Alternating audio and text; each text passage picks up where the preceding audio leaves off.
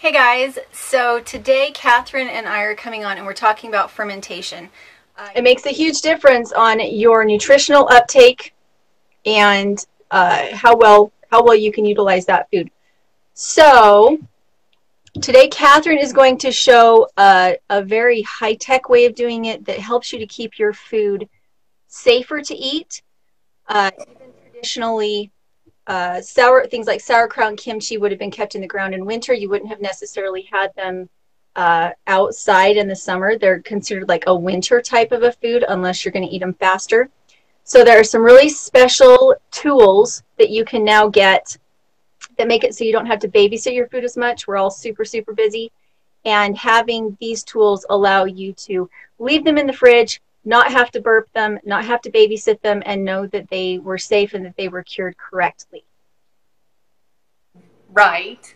So yeah, and there is a ton of health benefits related to fermented foods as well. So I know that people traditionally, we grew up eating sauerkraut, and I see all these, like, it's a catchy new term calling it fermented, but things like kraut have always been fermented. It's the process of the good bacteria breaking down the foods, and it makes your food more bioavailable to you, and you're encouraging and increasing all of your good gut bacteria. So a lot of our health is determined by our gut health, and we can eat all these great foods all day long, and if our gut bacteria is set and healthy in its own, it can't absorb all of the nutrients and minerals that we're consuming. So by getting our gut bacteria in check and keeping it healthy, we're doing a ton of positive things for our health. So, and what I'm making tonight is actually, I'm using zucchini because we've all got an abundance of zucchini coming out of our gardens. So I'm making zucchini kraut. And the tool Julie's referencing when we're talking about high tech. So I know people are very familiar with Crocs, and people are very familiar with airlocks. And my tool of choice has been these little silicone lids. And what they do is they fit right over the top of a wide mouth mason jar. And so what that does is it eliminates your need to burp it, like Julie was saying, and it does prevent bacteria from entering into your food as it's fermenting. So it lets the gases out, but doesn't let the bacteria in. If you want to see my really low-tech way of doing it that makes me a little bit nervous, one of my favorite foods for the last 6 months has been kimchi, which is very, very similar to sauerkraut, but it's spicy. It also has onions in it. It has pepper in it. It has fish sauce in it, and I absolutely love it. And you use Napa cabbage instead of conventional cabbage just to get the right flavor. And I think it's absolutely delicious, but I can put this in mason jars, and if I put it in mason jars, what happens is as the fermentation goes on, you get gases that build up inside that need to be let out. Otherwise, you can have jars that break. You can have really exciting pops when you take the lid off, so you have to remember to burp it or release that gas every few hours, at which point some bacteria from the outside can get in. Now, I love sauerkraut, and this is what it looks, or not sauerkraut, this is kimchi. I made this a couple days ago. And it is heaven food to me. But because I couldn't put it in a jar, I just had this plastic bag over it. And so the likelihood of this lasting a long time is pretty low. It's going to be tasty, and it's going to be good, but because it has open air access, I might get a little bit of mold in it after a couple weeks, instead of knowing that it's going to be good for months. And the other option that you have is they do sell sauerkraut and they do sell kimchi in the store, but it means you can't alter what is in it. And if you buy the good stuff that doesn't have the fillers, this cost me $7. Before I was making my own, I was just so desperate for it. I went and I bought it, and it cost me $7 to get what feels like about a pint and a half of sauerkraut. And it just means that, and once this is opened, yeah, exactly. So if you down, I made this end of May, and this is what I've got left, and it is still delicious. And I try to, when I open my last jar, get more going, Yeah. because it lasts months and it's wonderful. And you're using it as a tonic, if that makes sense. Like, I can eat tons of this stuff. I can eat so much kimchi you would not believe it. I also love sauerkraut. I love pickled foods. But you can eat it as a tonic. You can eat it a couple tablespoons at a time, or you can use it as your green on your tacos. That's what Melanie from Honeydew Carpenter likes to do. Her husband likes to eat it on his hot dogs in place of regular sauerkraut. He eats kimchi, and they eat it on their pizza. I eat it on everything, and it is like a tonic that you can just be taking every day to help your gut feel good. But it's so delicious, and I feel kind of naked when I don't have some in my fridge, because when you have kind of that, especially if you're trying to lose weight, if you have something like this that's so big in flavor and helps your gut, it means that instead of reaching for something that's not good for you, maybe a bag of chips, instead you can use this as a garnish and get kind of your snacky feel out of the way. It has good salt in it, and it helps replace electrolytes in the summer. So it's also, you know, even for kids, if you can make your own and get a blend that they really like to eat, you're so far ahead of the game. Because I actually like the sauerkraut from the health food store, but I do not like the kimchi. Oh, I should show you the kimchi. Go ahead. I'm going to pull out the store-bought kimchi.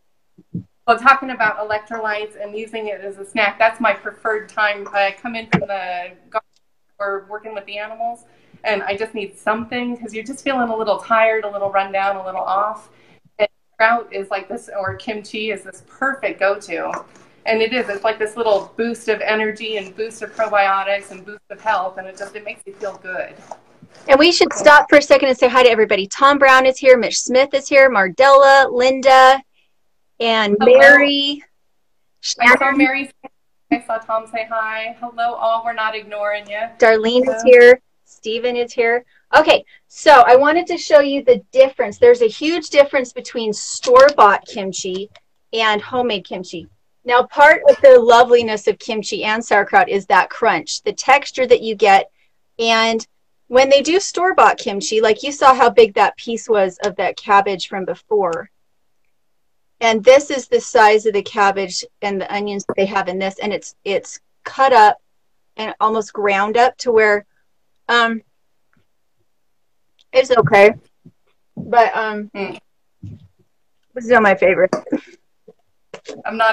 There is a huge difference between homemade and store-bought, pretty much everything. Yeah. So, and they use a lot of fillers. A lot of times, if you're not going to spend the $7, if you're buying like the $2 package, what they have filled it with is sugar.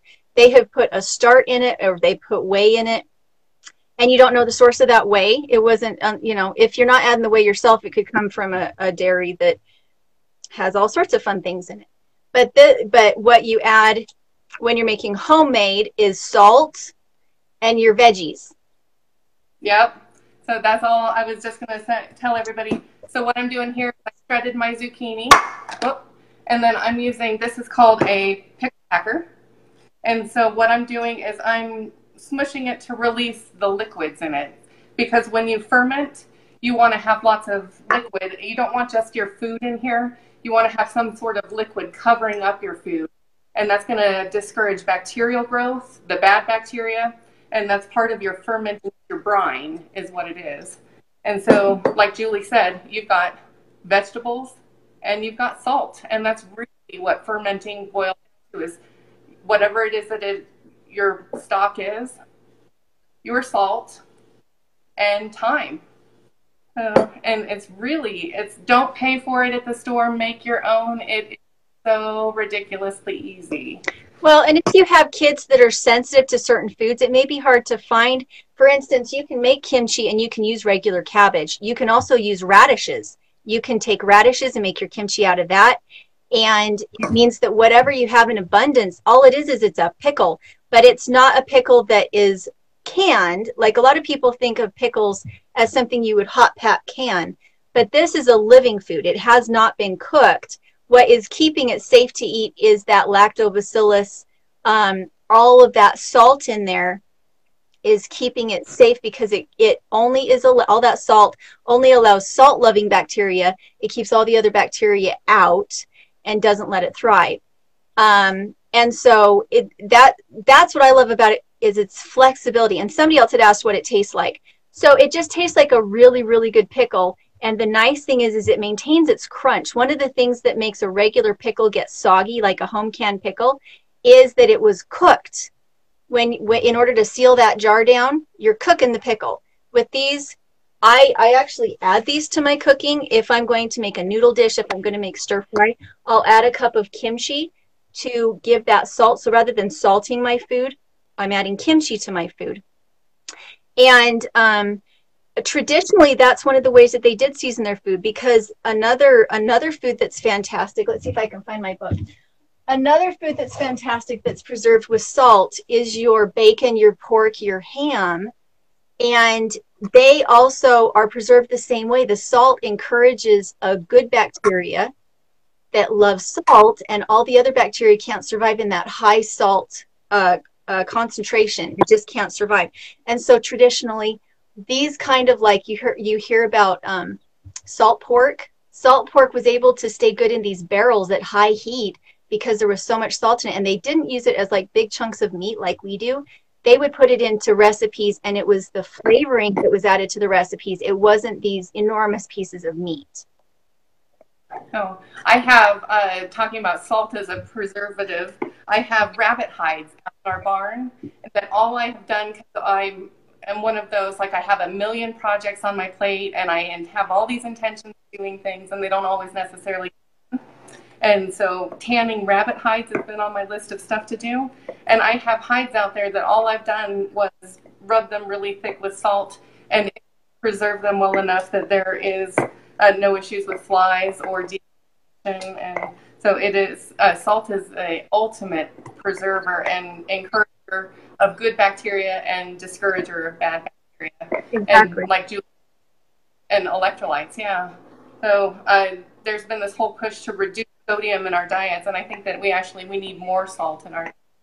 And so krauts and kimchi are just absolutely wonderful. So tons of health benefits, plus your electrolytes. So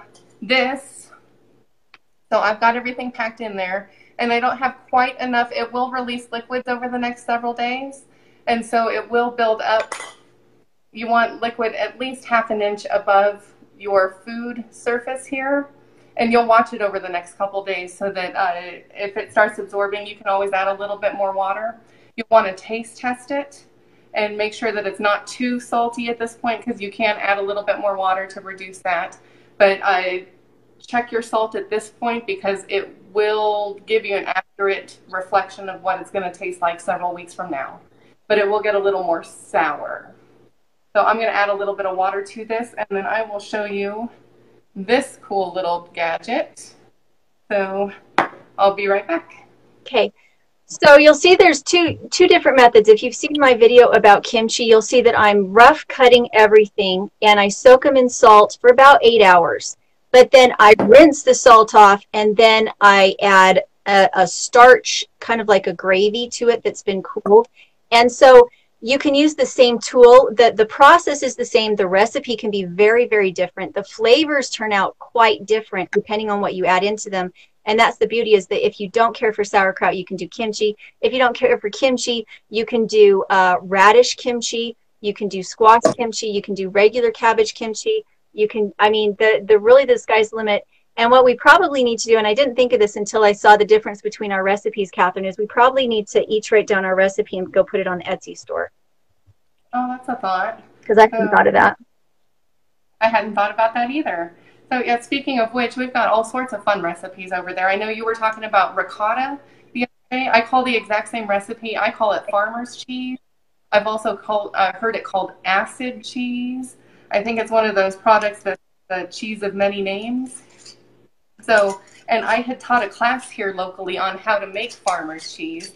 And at the time I wrote up the recipe, and we have it on our Etsy store. I know some of our people have gone on and bought it. So thank you guys who have done that, because it does support our homesteads and we appreciate it. So I don't know if you guys saw, but just like canning, I wipe the rim.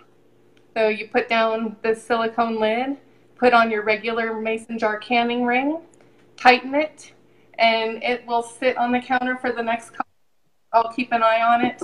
I'll probably check it in a week, week and a half. If I like the flavor, then I'll just pop it. I'll take this lid off, put a regular lid on. I have plastic lids that I like, and stick it in the refrigerator. And that's really it. Ta-da, you've got kraut. I normally make it with cabbage. I love cabbage-based kraut, but I figured since I have an abundance of zucchini that would be a good way to go tonight. And Rose asked what kind of salt we use. For my kimchi, I do use kimchi salt, and I do get it off Amazon. I need to go add it on so you guys can find it. There's a particular kind of pepper you use, and there's a particular kind of salt you need to use, and if you don't use the right salt, it won't turn out the same. The one that she likes is kimchi salt from Korea, and also a French salt. She says those two can be used interchangeably, but she says the kimchi salt is better, and it's like a greasy rock salt, like what you would use for ice cream. It reminds me of that a lot. It's quite coarse, and it feels just a little bit greasy when you use it. Hello, everybody. And Galinda is asking you, Catherine, where you got your lid. So we actually have them on, we are now Mason Top distributors, which is super exciting. So we just added them onto the Dirtpatcheaven website. So if you guys haven't been over there, you should go check out dirtpatcheaven.com, because we've been adding all sorts of fun stuff to our store there, including these Mason Tops. And they've got all sorts of other fun projects. Julie and I were just oohing and awing over them as we were getting ready, as including, I don't know if anybody sprouts, but I have this sprout kit here that I've been using for years, and I think I'm going to abandon it because Mason Tops have these really cool, and in fact, how I start, I shouldn't mess with my new ferment, but when I cook pinto beans every week, because I'll cook a rabbit in the crock pot, make bone broth, and then from the bone broth, I make a big pot of pinto beans. And so what I do is the night before is I'll soak them. This is obviously not pinto beans, but for observation and demonstration purposes. So I put the beans in here, let them soak overnight, and drain them. And that way they are ready to go the following day. And so I'm super excited about these screens for bean sprouting, because I won't use them for true sprouting, but I will use them for overnight soaking and draining. So yeah, check out the Dirtpatcheaven store. We're super excited about that. Along with the living food, if any of you are working on getting living food, or you like to grow things in the winter, sprouts are amazing. They're alive. And one of the reasons that they started doing the fermenting, the salt fermenting, was because they needed to get food through the winter, and they needed to have some green food to eat so they weren't getting sick. And so they would store their sauerkraut and their kimchi in earthen crocks. So they'd store them in crocks, and they'd check on them, and they'd have a heavy rock on it to keep insects and rodents and things out. But with our more, we have a lot of new technology now and new tools, so that if you're not into sauerkraut, you can still use your mason jars for something like sprouting. And the sprouting that I would probably be talking about would be partial sprouting of your grain that you can then dehydrate, and you can use it and cook it. So if you're really sensitive to like the lectins and things that are in grains and legumes and things like that, you can sprout things like mung beans, you can sprout quinoa, you can sprout camus, you can sprout anything that you want to be able to eat, and make it more available to be digested. It strips away a lot of the bad things in grains or seeds. And so rather than doing a full sprout where you have that long tail on your sprout, instead what you watch for is when it first starts to peek out and it's sprouting, and you just have that first little indication of white. That's when you then rinse it, and you set it out on a dehydrator tray, and you dehydrate it. And then it will still store, it will still be shelf stable because it's dry, but then you can cook it afterwards, and because it sprouted and it had soaked, a lot of the lectins and other things that people are reacting to have been removed. And we can actually eat rice now because they have a product on the store shelves that is sprouted rice, and we can actually eat that without getting the cold sores. I don't do well with quinoa if it hasn't been sprouted, so this is unsprouted organic quinoa that I could put a sprouting lid onto, sprout them a tiny bit, then dehydrate them and dry them out, and then be able to cook them and be able to eat some kind of seed, some kind of grain. I sprout some black oil sunflower seeds for my rabbits, and they just absolutely love it. So all sorts of purposes, not only for our health, but for our livestock health as well. So. One of the other things we're adding right now, because I am off grid, is that we have just made an order for sun ovens, which allows for cooking in the summer. If you can see my glisten, my full glisten is starting to come on. It's a little late in the afternoon, I'm getting warm.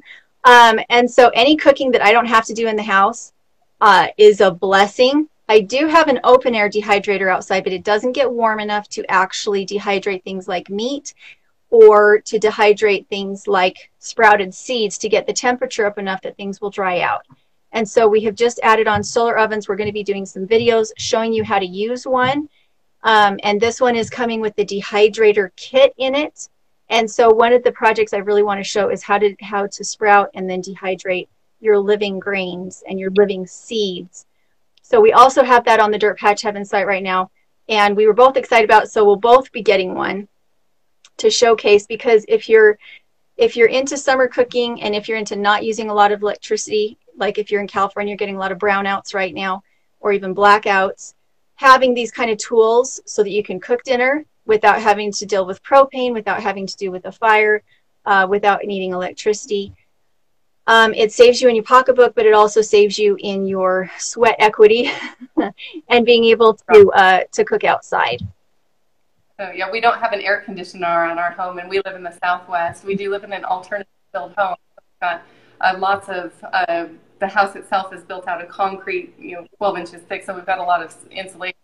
We get warm, and so electricity usage, cut down on heat is a positive, and it speaks to the preparedness side of us, is having that off-grid option that if there were no power, so I know that you're intentionally living off-grid, but for those of us who aren't, it gives us a backup option, and a sustainable backup option, because it's unlike propane tanks. We're not going to have to haul it into town and refill it. It's you buy it one time, and you should have it as a tool in your resources forever to be able to use. Yeah, I'm excited about it. We've been putting it off for a few months. Catherine, I'm like, we should get into those. Those are so cool. And finally, we're like, we have a month left of summer. If we don't do it now, when are we going to do it? So they got it here. So yeah, Rose says that's so cool. I know we are so excited about this, and this has been on my want list for eons. Me too. Years. So yeah, so thrilled. We're hoping to bring you guys great news and just nothing but positive about how cool these things are. But if you want to jump on that, we've also got on the website if you guys are interested too. Yeah. So well. Okay. Well. So fermenting is done. I mean, it was literally just minutes. You guys can do this super easy. Okay. Well, there's kimchi. I will try to get up my recipe. I don't remember. I don't think Catherine has hers up yet either, but they're two separate types of food, even though they're using salt. And then I will try to get my book up. This book is amazing if you wanted to turn meat into a living food, because it is living. It has all that good bacteria in it, even though it's meat. And then if you're curious about how to sprout things and you want a really good basic how-to on how to sprout things because you're nervous, it is on page, where did I see it? How to sprout. It's page 154. If you've already purchased the Dining on a Dime cookbook, it's on page 154. You can go look at that, and then you can use sprouts in salads. You can use it in stir fries and all sorts of things. And it would also teach you how to do the sprouts with the grains and the seeds. Just know that you stop before it grows a tail, just as it's starting to emerge is when you do it, if you're doing it to still cook it as a grain and a seed. But we really love this book, Dining on a Dime. We're going to try and do more recipes with this. I'm sorry the light keeps coming in and out because I've got this reflection of my book.